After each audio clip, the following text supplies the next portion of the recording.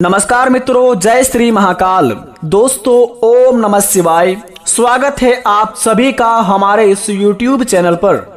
तो मित्रों, आज का यह ज्योतिष कार्यक्रम तो कन्या राशि वालों के लिए है, जो कि बेटा बंद किस्मत का ताला खुलेंगे, बनेंगे सारे बिगड़े काम। इसे नहीं देखा तो जिंदगी भर पछताओगे। 101% सटीक भविष्यवाणी, क्योंकि भगवान महादेव आपके घर पर पधार रहे हैं। जी हाँ दोस्तों, आपने बिल्कुल सही पढ़ा। आज का महाराशि फल के थंबनेल में दोस्तों, भगवान शिव जी, असंभव को संभव करने वाले भगवान महादेव बिल्कुल ही अलग हैं। ये भोले भी हैं और रुद्र भी हैं। उनको जानना सरल भी है और कठिन भी है। भस्मधारी भी है, सर्पधारी भी हैं, चंद्रधारी भी हैं।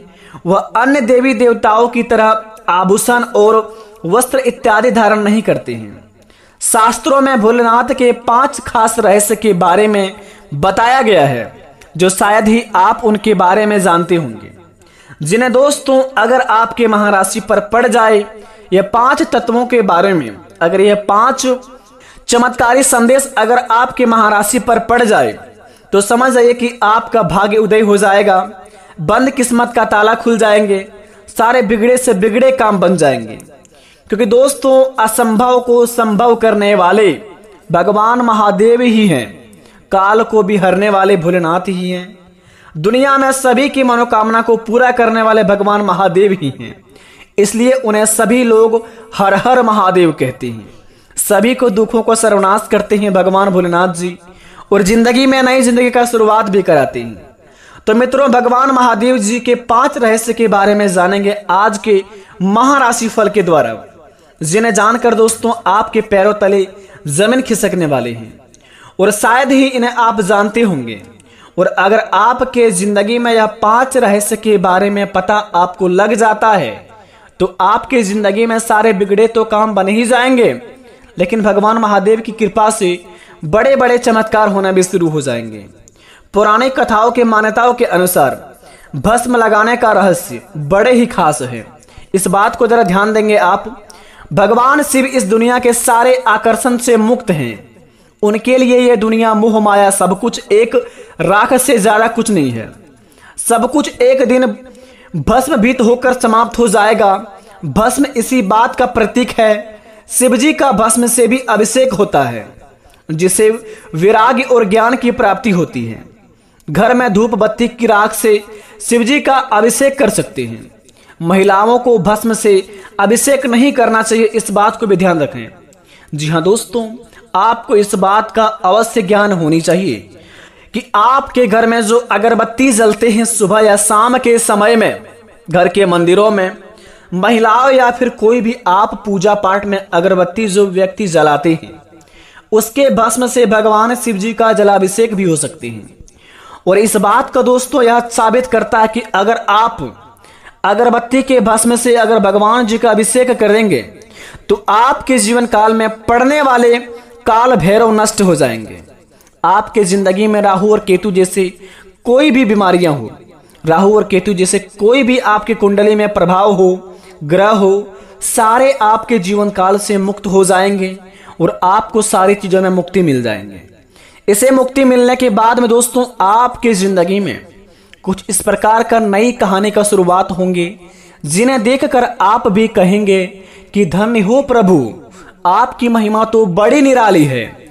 इतनी बड़ी खुशखबरी दे दी कि हमने अपने जीवन में कभी सोचा नहीं था। तो इस बात को आप अवश्य अपने मन में रख लें। किसी भी कार्य क्षेत्र में जाने से पहले आप घर में जले हुए अगरबत्ती का भस्म लगाकर जाए। आपका दुश्मन आपका बाल भी बांका नहीं कर पाएंगे और आपके सारे बिगड़े से बिगड़े काम बन जाएंगे। और दोस्तों, इस बात का आप अवश्य ध्यान रखें कि घर की महिलाओं को भस्म से अभिषेक नहीं करना चाहिए। इसे करने पर अशुभ माना जाता है। केवल मनुष्य ही, यानी कि दोस्तों मानव जाति में केवल यह घर के पुरुष ही करें, बल्कि ना ही महिला। दूसरे नंबर की बात करें, तांडव नृत्य का रहस्य। शिव जी का तांडव नृत्य प्रसिद्ध है। शिव जी के तांडव के 2 रूप स्वरूप है।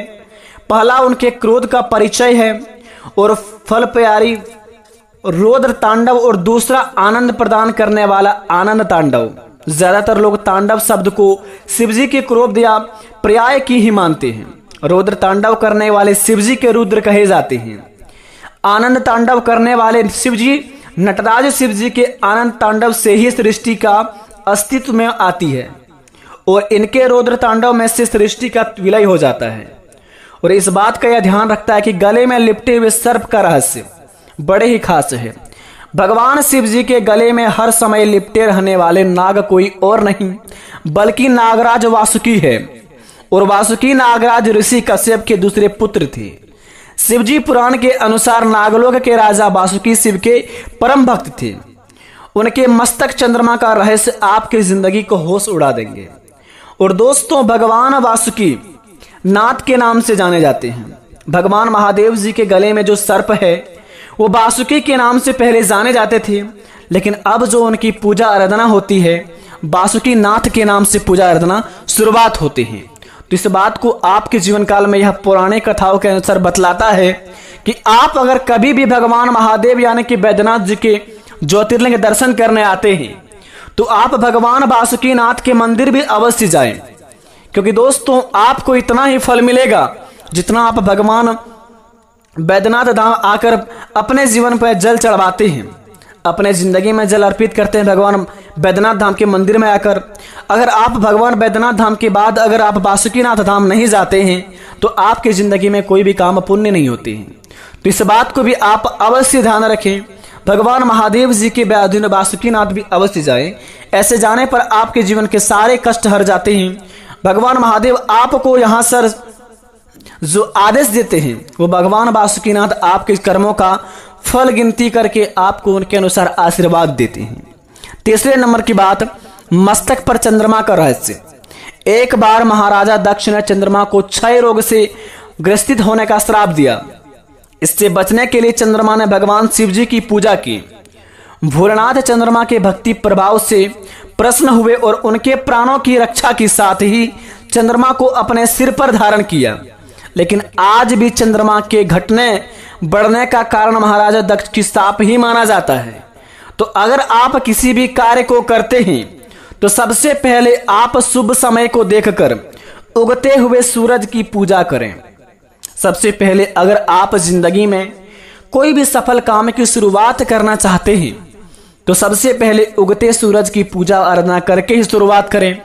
ऐसा माना जाता है कि उगते सूरज की पूजा शुरुआत करने पर हमारे सारे बिगड़े से बिगड़े काम बन जाते हैं और हमारे जिंदगी में जो भी समस्या होती है भगवान महादेव की आंख वह हर लेते हैं। और दोस्तों, आखिरी बात जरा ध्यान से देखें, 5वें नंबर की बात बड़े ही खास बात है। तीसरी आंख का रहस्य। एक बार हिमालय पर भगवान शिव जी सभा कर रहे थे जिसमें सभी देवी देवता, ऋषि मुनि और ज्ञानी जीवन शामिल थे। तभी सभा में माता पार्वती आई और उन्होंने अपने दोनों हाथों से भगवान शिव जी की दोनों आंखों को ढक दिया। माता पार्वती ने जैसे ही भगवान शिव जी की आंखों को ढका सारे संसार में अंधेरा छा गया। इसके बाद धरती पर मौजूद सभी जीव जंतु में खलबली मच गई। संसार की यह दशा देखकर भगवान शिव जी से देखी नहीं गई। उन्होंने अपने माथा पर एक ज्योतिज पुंज प्रकट किया जो भगवान शिव जी की तीसरी आंख से जाने जाती है। और कहा जाता है कि जब हमारे जिंदगी में कोई भी भगवान के प्रति हम बुरा सोचते हैं, जैसे कि सो दोस्तों भगवान महादेव कहते हैं कि मनुष्य जाति में बुद्धि तो सबके पास होते हैं, मनुष्य चालाकी करता है या फिर ईमानदारी वो मनुष्य ही नहीं जानती, बल्कि हम सभी कर्मों के हिसाब रखते हैं। इसलिए भगवान को दोस्तों देवों के देव महादेव के नाम से जाने जाते हैं। तो अपने जीवन में आप जो भी कर्म करते हैं वो भले ही आप छल कपट से करके आगे बढ़ जाते हैं और आपके विरोधी को पता नहीं चलता है, या फिर आप किसी के पेट में लात मारकर आगे निकल जाते हैं, भले सामने वाले इंसान को पता नहीं चलता है, लेकिन कर्म में आपका लिखा जाता है। इसलिए दोस्तों कहते हैं भगवान भोलेनाथ जी कि जो प्रेम की नैया से अपने काम को शुरुआत करेगा उनका जिंदगी में कभी भी उस काम से कोई बाधा नहीं आएगा और उस काम से वह इतना लाभ कमाएगा कि जीवन भर कभी भी वो अपने जिंदगी में कष्ट नहीं पाएगा। तो शुरुआत कीजिए अपने कामों को और अपने जीवन में कभी भी दोस्तों दूसरों को तकलीफ मत दीजिए। जितना हो सके मुस्कुराते हुए सभी के जीवन में प्रवेश कीजिए, सभी के आंखों में खुशी भरिए, सभी के चेहरे में स्माइल भरिए। आपका जिंदगी में भगवान भोलेनाथ जी स्वयं प्रकट होके आपके सारे बिगड़े काम बना देंगे। अब रही बात भगवान महादेव जी आपके घर कैसे आएंगे, वो दोस्तों नंदी महाराज के रूप में आपके घर में प्रवेश करेंगे कल के दिन से। आपके जीवन काल में अगर अगले 15 दिन के अंदर नंदी महाराज आपके द्वार पर आए, समझ लीजिए कि भगवान महादेव जी प्रकट हो गए हैं आपके सारे बिगड़ी बनाने के लिए। तो अपने जिंदगी में आप सारे कामों को अपने दिल से अंजाम दीजिए, आपके सारे काम पूरे होंगे। लेकिन अपने कामों को आप सही दिल से करते हैं, हमें यह भी पता है, फिर भी काम पूरे नहीं हो पाते हैं। मेरे दोस्त कहते हैं भगवान जी कि एक रेस के घोड़े को देखिएगा कि उसके घोड़े पर घुड़सवार जो बैठा रहता है बड़ी उस घोड़े को पीटता है, इतना पीटता है कि उस घोड़े के मालिक को दोस्तों अपने आप में तरस नहीं आता है।